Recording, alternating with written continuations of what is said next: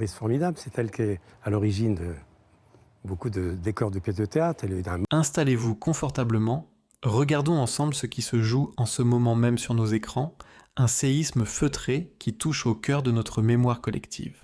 Pensez à vos dimanches d'apilux après-midi, à ce canapé rouge devenu un repère immuable dans un monde en constante accélération. Michel Drucker n'est pas un simple animateur de télévision.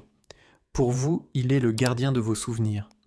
Le visage d'une époque où l'on prenait encore le temps de se parler avec élégance et respect. On ne l'évalue pas, on ne le juge pas, on l'accueille chez soi avec une tendresse rituelle. Pourtant, ce consensus national que l'on croyait éternel vient de voler en éclats. Le 29 juin 2026, sur le plateau de l'émission Les Grandes Gueules sur RMC, une parole brute a brisé le tabou suprême. Alors que les coulisses de France Télévisions confirmaient le retour de l'animateur de 83 ans pour une incroyable 64e saison à la rentrée prochaine, le journaliste Alain Marchal a posé un diagnostic d'une froideur chirurgicale. Il y a une chose qui m'embête, c'est quand tu vois les gens vieillir et être diminués à la télévision. Pour enfoncer le clou, son partenaire Olivier Truchot a ajouté cette sentence définitive. La télévision n'est pas faite pour les vieux. Entendre dire d'une figure aussi respectée qu'elle est en train de s'éteindre petit à petit comme une chandelle provoque un choc profond. Ce n'est pas une simple critique professionnelle, c'est un débat de société majeur, une confrontation directe sur la place accordée à nos aînés dans l'espace public. Marchal est allé au bout de sa logique en érigeant son propre choix en principe de dignité, affirmant qu'il quitterait l'antenne avant que son physique ne le trahisse, refusant que les téléspectateurs le voient un jour avoir du mal à respirer, ciblant ainsi directement l'affaiblissement perceptible de son confrère octogénaire. Cette polémique met en lumière la fracture invisible qui secoue les directions des grands médias. D'un côté, la logique économique et publicitaire qui pousse au jeunisme de façade, de l'autre, un public fidèle, vous, qui cherche dans la télévision une continuité, une transmission culturelle. Juger Drucker sous le seul angle de sa vulnérabilité biologique, c'est refuser d'admettre la fragilité humaine à l'écran dans une époque obsédée par l'apparence et la performance absolue. La question se pose désormais avec une acuité brûlante. Ce maintien à l'antenne est-il un acte de résistance culturelle admirable ou une obstination qui dépasse les limites du raisonnable ? Mais pour comprendre la force psychologique qui pousse Michel Drucker à ignorer ses critiques et à défier les lois de la nature, il nous faut franchir les portes des studios et découvrir ce qui se cache réellement derrière ce canapé rouge. À son niveau de notoriété et de fortune, l'ambition classique cède la place à une force bien plus archaïque et impérieuse, l'instinct de conservation psychologique. Pour cet homme, le studio de télévision et ce célèbre canapé rouge ne sont plus depuis longtemps un simple lieu de travail ou un décor de divertissement. Ils constituent son écosystème vital, sa thérapie quotidienne, le véritable stimulateur cardiaque de son existence. Tant que la lumière des studios reste allumée, le corps et l'esprit continuent de fonctionner. Rappelez-vous les épreuves cliniques d'une gravité inouïe qu'il a traversées en 2020 puis en 2023. Une bactérie dévastatrice a affaibli son organisme, imposant 2 opérations lourdes à cœur ouvert, des mois de coma artificiel, d'hospitalisation et de rééducation dans l'ombre. Pour le commun des mortels, un tel choc biologique sonne l'heure d'un retrait légitime, une invitation pressante à savourer un repos mérité, loin du tumulte et du stress de la vie publique. Mais chez Michel Drucker, l'arrêt de l'activité s'apparente à une abdication existentielle bien plus redoutable que la maladie elle-même. Pour un homme qui a passé plus d'un demi-siècle sous le regard de millions de personnes, le silence de la retraite ne représente pas la paix, il évoque une invisibilisation insupportable, une privation d'identité. Derrière cette présence obstinée se cache une discipline quasi ascétique, comparable à celle d'un athlète de haut niveau. Pour tenir plusieurs heures sur un plateau de tournage à 83 ans, pour masquer la fatigue accumulée, pour stabiliser ce souffle que ses détracteurs estiment trop court, l'animateur s'impose une hygiène de vie d'une rigueur absolue. Chaque repas est calculé, chaque heure de sommeil est sanctuarisée, chaque effort physique est pesé avec précision. Cette lutte titanesque contre la dégradation biologique n'est pas guidée par une vaine coquetterie, mais par un besoin viscéral de se prouver, dimanche après dimanche, qu'il demeure le maître de son destin. Lorsqu'il prononce cette phrase devenue sa profession de foi, je continuerai à faire rêver le public. Il ne s'adresse pas uniquement à ses téléspectateurs, il lance un défi à sa propre finitude. Ses médecins lui ont reconstruit le muscle cardiaque, mais c'est son public qui insuffle l'énergie nécessaire à son fonctionnement. Pourtant, cette métamorphose du studio, en une sorte de sanctuaire de convalescence publique, interroge notre propre rapport à l'éthique des médias. Le respect immense que nous inspire le courage de cet homme doit-il occulter une réflexion plus froide sur la fonction même de l'antenne ? En transformant son émission en un bastion de résistance personnelle contre le temps, l'animateur ne crée-t-il pas, malgré lui, une situation de blocage institutionnel ? Car si la volonté d'un individu peut temporairement suspendre le cours des choses, elle finit inévitablement par entrer en collision avec les impératifs structurels d'une télévision en pleine mutation. Mais la détermination farouche d'une légende, aussi admirable soit-elle dans sa dimension humaine, peut-elle éternellement faire obstacle aux dynamiques impitoyables d'un système qui exige, dans l'ombre, le renouvellement de ses visages ? Une doctrine invisible, souvent appliquée avec une rigueur implacable, qui vise à remplacer les visages d'hier par ceux de demain, sous la pression constante des impératifs économiques. C'est ici que réside le grand paradoxe de notre télévision publique. D'un côté, les stratégies marketing et les régies publicitaires exigent de séduire des générations plus jeunes, ces profils de consommateurs que les annonceurs s'arrachent à prix d'or. De l'autre, la réalité sociologique des diffuseurs est indiscutable. Le public le plus constant, le plus attaché au rendez-vous télévisuel traditionnel, c'est vous.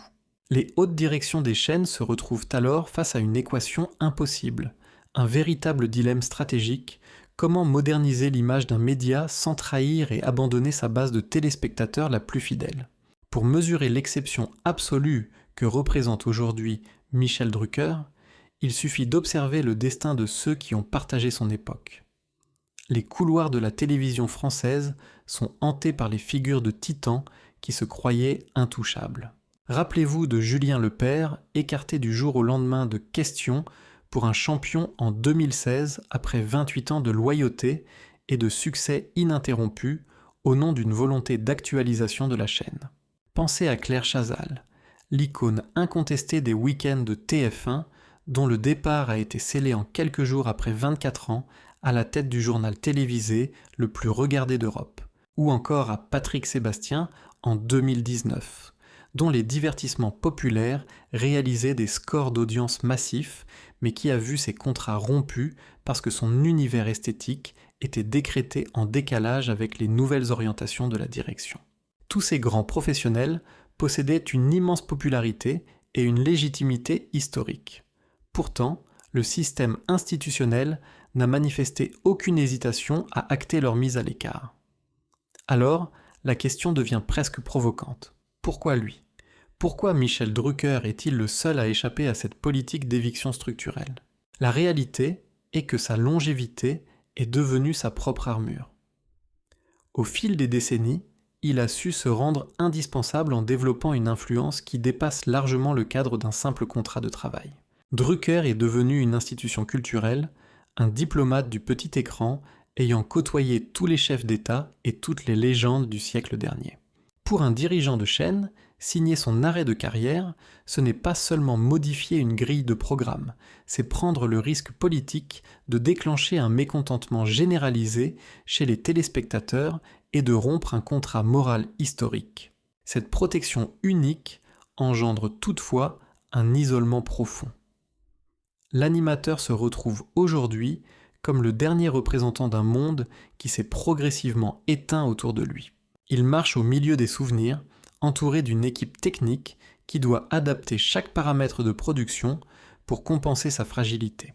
Dès lors, cette résistance exceptionnelle face aux lois du renouvellement est-elle un service rendu à son public, ou constitue-t-elle, malgré elle, un plafond de verre qui prive une nouvelle génération d'animateurs de la chance de construire les rituels de demain ?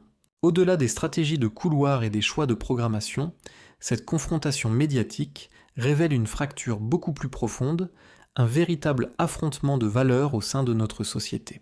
Ce que le débat autour de Michel Drucker met en lumière, ce n'est pas seulement l'avenir d'une case horaire le dimanche après-midi, c'est le procès inconscient du vieillissement dans le monde moderne. Pour vous qui me regardez, cette question résonne d'une manière très intime, car à travers les critiques adressées à cet animateur légendaire, c'est parfois le regard de la société sur votre propre génération que vous voyez se dessiner. Une société contemporaine caractérisée par une urgence permanente qui tend à considérer ce qui est ancien comme obsolète et qui valorise la nouveauté éphémère au détriment de la fidélité historique. C'est précisément sur ce terrain que se dressent les défenseurs du patriarche de la télévision. Des voix influentes, à l'instar de personnalités des médias comme Emmanuel de Villiers, se sont fermement opposées aux déclarations d'Alain Marchal dénonçant une forme latente d'agisme, cette discrimination insidieuse par l'âge. Pour ce courant de pensée, maintenir Michel Drucker à l'antenne est un acte de résistance culturelle majeure. C'est la preuve vivante que la compétence, le savoir-faire et la mémoire collective ne s'effacent pas avec les années. Protéger sa place, c'est affirmer que l'expérience accumulée possède une valeur inestimable, supérieure aux seuls critères de l'apparence ou du dynamisme de façade.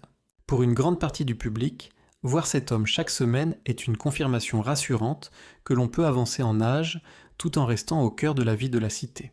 Mais face à cette quête légitime de continuité, l'argument du renouvellement possède lui aussi une résonance éthique qu'on ne peut balayer d'un revers de main.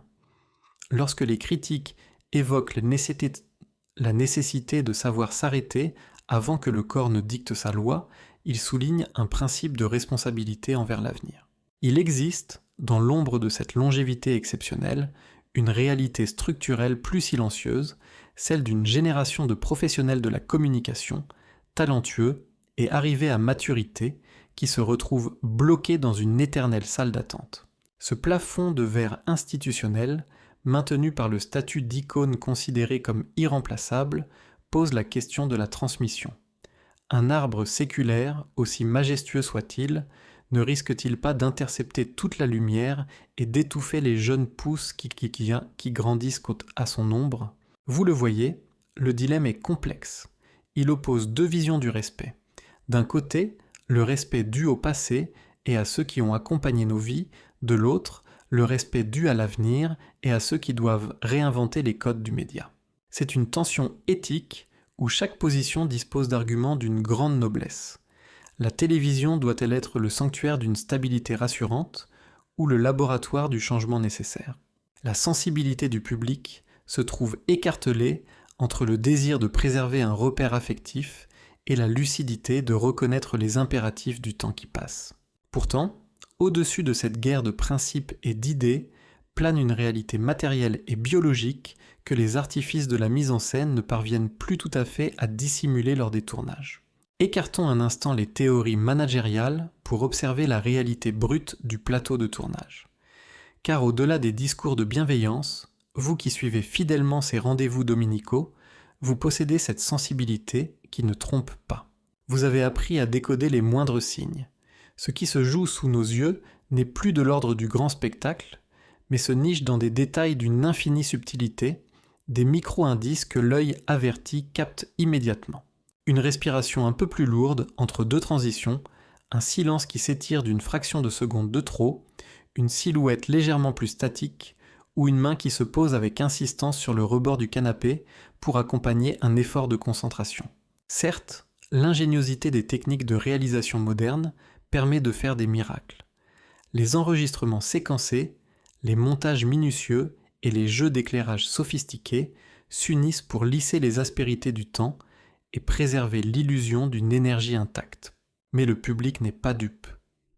Derrière la performance technique, on perçoit la fatigue accumulée d'un homme qui puise dans ses dernières réserves de volonté pour honorer son contrat moral avec les téléspectateurs.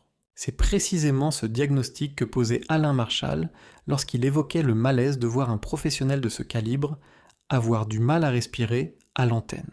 Cette critique, bien que ressentie comme une agression par les admirateurs de la première heure, pose une question philosophique essentielle sur la nature même de la dignité publique. À quel moment la persévérance, qui est une vertu admirable, bascule-t-elle dans l'obstination, qui est un piège pour l'ego? L'amour inconditionnel de son métier et de son public peut-il justifier que l'on impose le spectacle de sa propre fragilité biologique à des millions de personnes? Pour une personnalité qui a construit sa vie entière sur l'exigence de la perfection et le contrôle absolu de son image, ce choix interroge.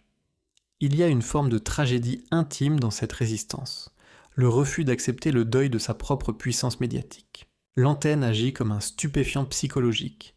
Elle donne l'illusion d'échapper au vieillissement tant que le voyant rouge de la caméra reste allumé.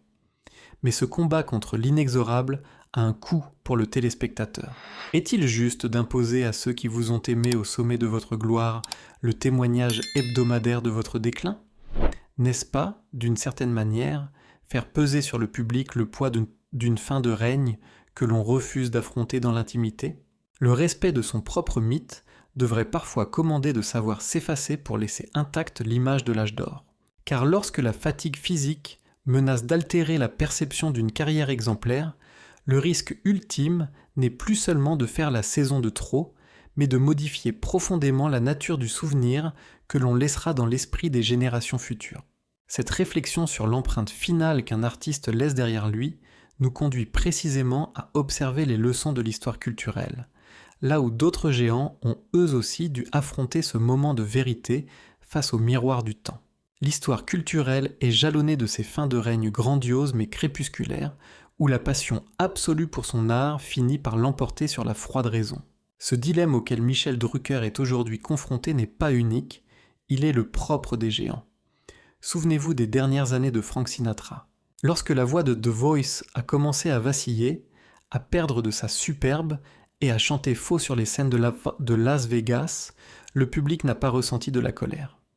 Il a éprouvé une immense tristesse, une nostalgie douloureuse face à la fragilité d'un mythe que l'on pensait éternel.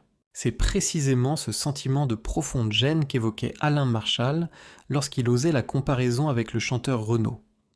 Voir une idole de jeunesse, un poète qui a fait vibrer des générations, paraître affaibli sous les projecteurs, crée un inconfort que la bienveillance ne suffit plus à effacer. La formule de Marchal résonne alors comme un avertissement solennel. À un moment, il faut savoir s'arrêter. C'est ici que réside toute la noblesse et la difficulté du chant du cygne. L'élégance suprême pour un grand d'un empire, qu'il soit de la chanson ou du petit écran, consiste à orchestrer sa propre révérence. Il s'agit de décider soi-même du moment où le rideau tombe, afin de partir comme un souverain qui transmet volontairement sa couronne, plutôt que comme un dirigeant déchu que le temps finit par chasser de son trône. L'enjeu de cette rentrée de septembre 2026 est donc capital pour l'image que Michel Drucker laissera dans l'histoire. Comment accepter de transmettre le flambeau à une nouvelle génération sans avoir l'impression de s'effacer soi-même?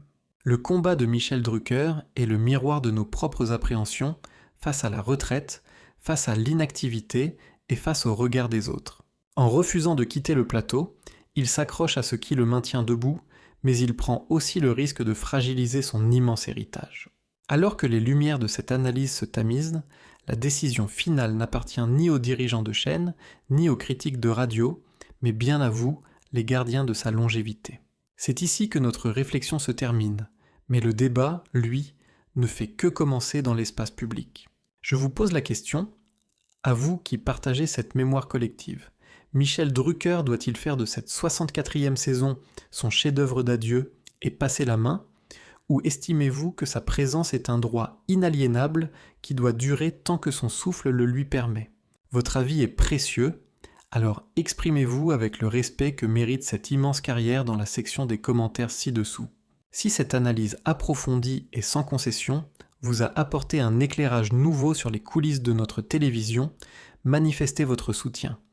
Cliquez sur le pouce bleu pour aimer la vidéo, partagez-la avec vos proches qui ont grandi avec le canapé rouge et surtout, abonnez-vous à la chaîne pour ne manquer aucun de nos prochains décryptages sur les secrets des figures qui ont façonné notre culture.